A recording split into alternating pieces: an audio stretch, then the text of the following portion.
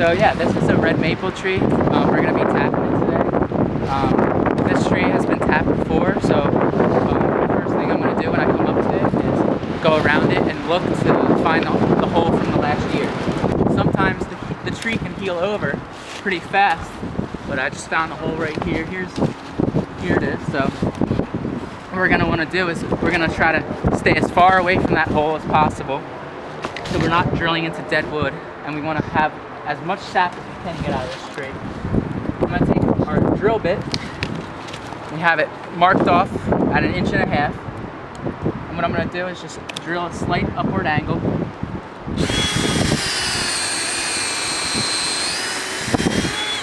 Trying to stay as straight and on one plane as possible. And then we kind of clean out the debris within the hole. We don't want to have any twigs or anything or any shape blocking the hole. And then we'll take our hammer and our tap.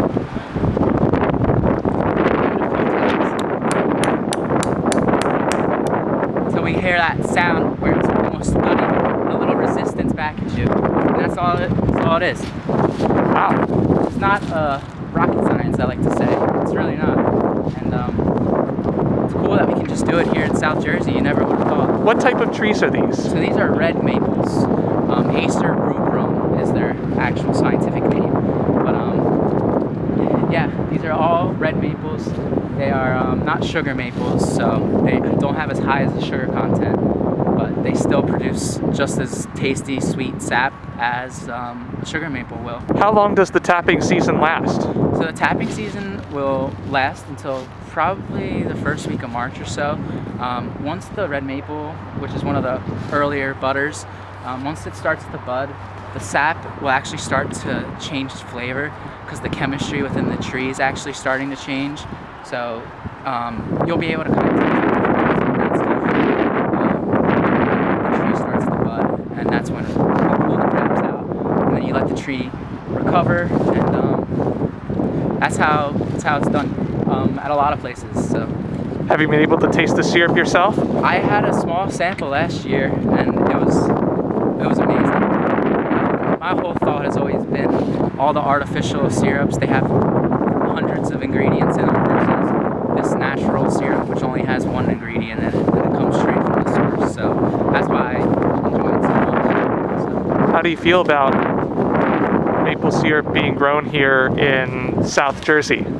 I think it's a great opportunity for people to just get involved with the community, but also to just within their backyard realize that there is a resource that we can use. Instead of coming out and cutting down the wood and using it for lumber, you can leave those red maples up and you can tap them, make some sap and syrup, and make some money off of your land other ways. And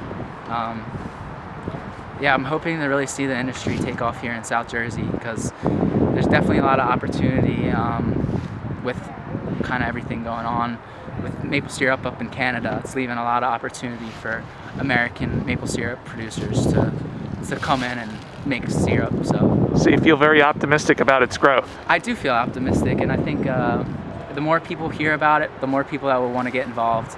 Because I just think right now, not a lot of people know that you can tap red maples and that there are red maples in South Jersey, and it's worth your time and effort. I think that's one of our goals, is to really show people you can do it, and it can be done sustainably, and it can be profitable. And even if it's not profitable, it can be something done as a hobby to get your family closer, to spend some time in the winter. Even for a farmer, it's a great way, if you have maples, to get through those winter months where you might not have crops growing or anything like that. It really can get you through some winter months, give you some activity and a source of income. So that's awesome. Yeah. Ryan, thank you so much for joining us here today. Yeah, no worries. Thank you for having me.